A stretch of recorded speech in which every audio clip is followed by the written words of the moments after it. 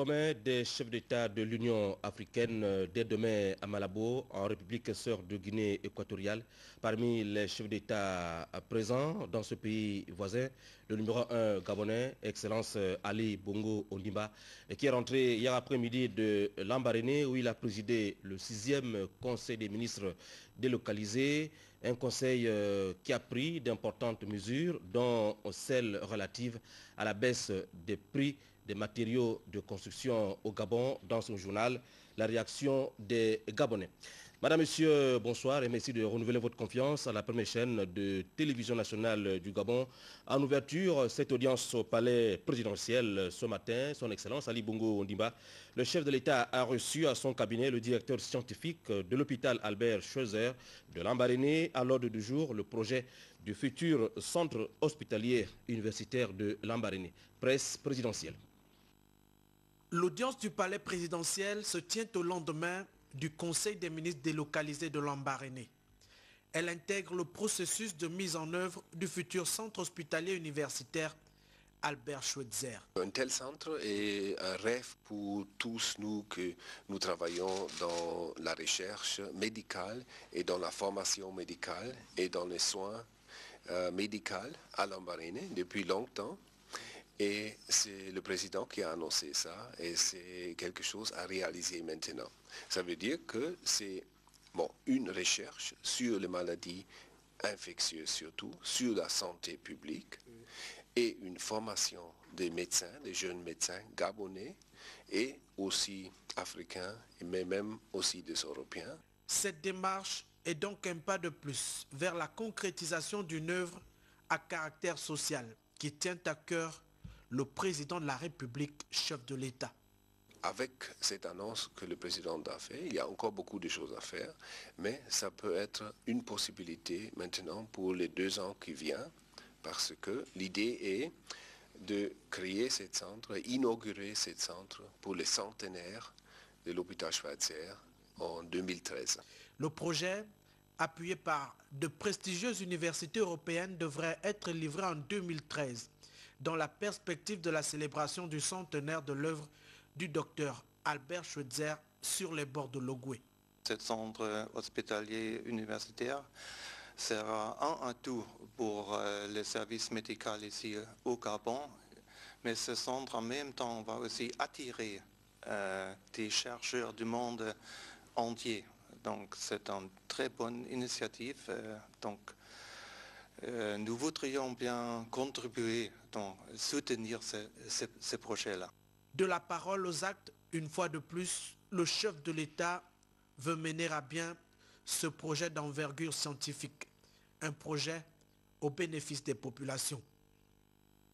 Et toujours au palais présidentiel, mais cette fois en deuxième heure, le chef de l'État s'est entretenu avec le ministre anglais pour l'Afrique et l'Organisation des Nations Unies. C'est le ministre délégué auprès du ministre des Affaires étrangères, de la coopération internationale et de la francophonie, Paul Mbunduku-Lata, qui a introduit le ministre anglais pour l'Afrique et l'ONU au cabinet du président de la République. L'audience s'est déroulée en présence de quelques proches collaborateurs du chef de l'État. Le renforcement de la coopération a dominé les débats, une coopération présente dans plusieurs domaines, mais aussi les questions de paix et de sécurité, sachant que notre pays assure depuis le début du mois de juin la présidence du Conseil de sécurité de l'ONU comme membre non permanent. Je suis le Premier ministre de la Grande-Bretagne qui a rendu visite au Gabon en 21 ans. Et c'est parce que nous avons un gouvernement nouveau, une coalition qui est là depuis 1 an et qui veut vraiment approfondir nos relations avec le Gabon. Notre partenariat, un partenariat exemplaire avec le Gabon sur le Conseil de sécurité. Les questions liées au changement climatique étaient également à l'ordre du jour. À ce niveau, le ministre anglais a reconnu l'engagement du président de la République, Ali Bongo Ondimba, sur cette question. Le changement climatique qui reste quelque chose de très important pour nous tous. Cette année c'est une année très importante avec l'entretien à Durban de COP15 et nous avons discuté ça. L'axe Libreville-Londres se porte bien. La dernière visite des membres du gouvernement britannique dans notre pays date de très longtemps. Je vous l'ai dit, les retombées du 6e Conseil des ministres délocalisés de Lambaréné, il y a encore quelques heures, on en parle encore. Alors notre rédaction revient ce soir sur la mesure présidentielle de baisser les prix des matériaux de construction au Gabon. Les Gabonais, réagissant suite à cette décision salutaire, y voient ici toute la détermination du chef de l'État à faire accéder ses compatriotes à un logement décent. Cédric Moleman-Longa de notre rédaction. Aujourd'hui, de nombreux Gabonais ayant des moyens conséquents ou limités ont de projets de construction seulement. Le coût élevé de ces matériaux constitue un frein. Et à l'allure où vont les choses, les constructeurs n'en finiront pas d'y laisser des plumes. Heureusement que le gouvernement de la République s'est engagé à l'issue du Conseil des ministres délocalisé dans la capitale migovéenne à revoir tous ces prix à la baisse. J'ai instruit le gouvernement de me produire sans délai des mesures concrètes visant à obtenir une baisse substantielle des coûts des matériaux de construction, notamment ciment, sable, gravier, etc. Il s'agit de mettre en œuvre des procédures de réorganisation de la filière de construction par l'appropriation de ce secteur par les nationaux. C'est donc un engagement fort qui devrait soulager le Gabonais, désireux d'avoir son propre toit, car n'ayons pas peur de le dire, la demande est forte, mais les prix élevés de matériaux découragent certains qui parfois demeurent des éternels locataires. En tout cas, le Gabonais a des difficultés pour construire en ce moment parce que le matériel coûte cher. C'est une très bonne idée, une très bonne chose, qui permet maintenant sur le terrain politique pour justement contrôler ce genre d'action. C'est une bonne occasion pour nous, pour qu'on construise avec les enfants les maisons, pour habiter dedans. Nous pouvons saluer l'effort du chef de l'État et nous souhaitons que ça s'étende même en ce qui concerne les produits de première nécessité. La décision est prise, le chef de l'État Ali Bongo Ondimba l'a annoncé, reste à présent son application dans le strict respect. Merci Cédric. Je vous l'ai dit, le chef de l'État quitte Libreville demain matin pour la Guinée équatoriale où il prendra part au sommet ordinaire des chefs d'État de l'Union africaine. Les travaux de cette session seront placés sous le thème de la jeunesse africaine, l'Union africaine qui rentre dans la perspective du renouvellement du bureau de sa commission. Eh bien, le Gabon, Jean Ping, le Gabonais Jean Ping qui préside cette commission devra mettre son mandat en jeu. Sur la question, une certaine presse tente à créditer un démenti fort sur des fortes divergences entre Jean Ping et les autorités gabonaises. Au Gabon, le début est donc non. Voici l'analyse de Sébastien Tonton-Bekale, presse présidentielle. Quand il accède à la magistrature suprême, Ali Bongo Ondimba s'est donné un objectif parmi tant d'autres, porter la diplomatie gabonaise encore plus loin. Sur le plan continental, le chef de l'État fait partie des Gabonais qui ne manquent jamais d'exprimer leur fierté du fait que la commission de l'Union africaine est présidée par son compatriote. Parmi les éléments palpables, les deux hommes n'ont manqué à ce jour aucune occasion à Libreville comme ailleurs de se rencontrer, témoignage vivant de ce que le Gabon tout entier et le chef de l'État en tête soutiennent Jean Ping dans sa mission au service du continent africain. Du débat qui semble naître sur les brouilles entre Jean Ping, le Gabon et le chef de l'État, notre pays n'en sait rien officiellement dans la perspective du renouvellement de la présidence de la Commission de l'Union africaine. Je ne sais pas ce qui permet d'écrire une telle chose, puisque la mesure où le gouvernement gabonais ne s'est pas encore prononcé, donc il y en a qui pensent à notre place.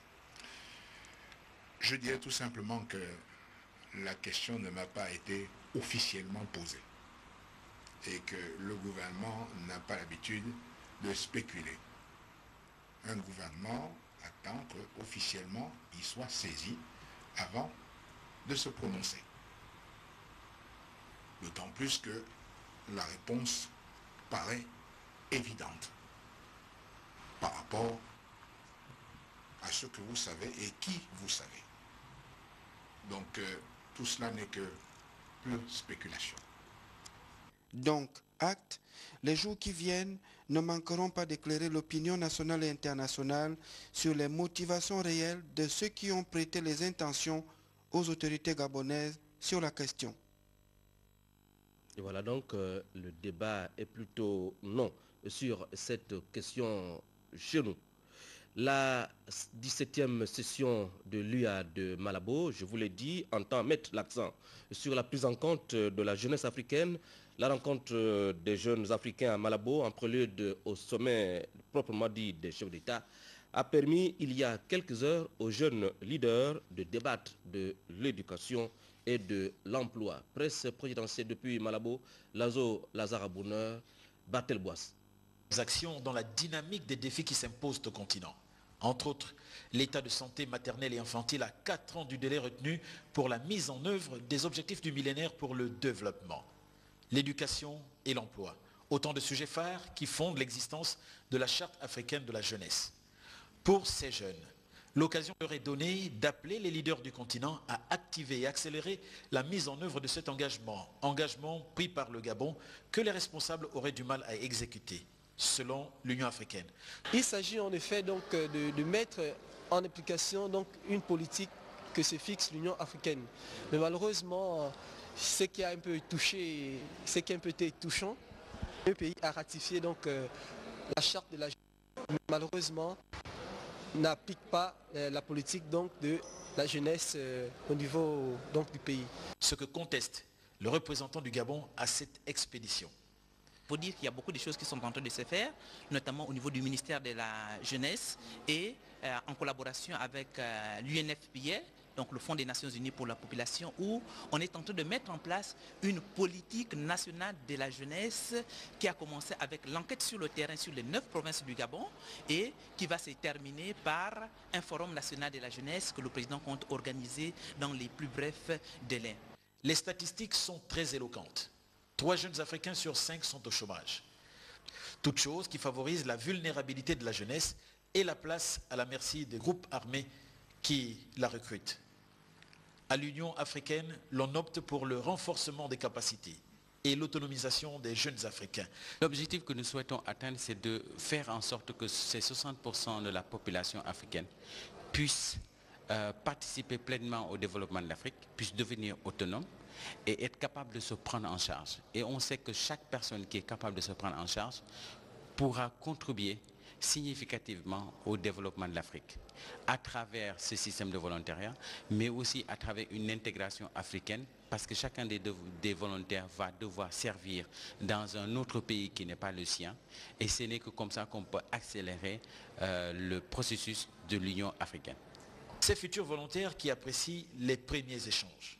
Juridique, on doit se marier à partir de 18 ans, pas à 16 ans ou 17 ans. Et nos parents ne doivent pas choisir nos maris qui doivent vivre avec nous jusqu'à la fin de notre vie.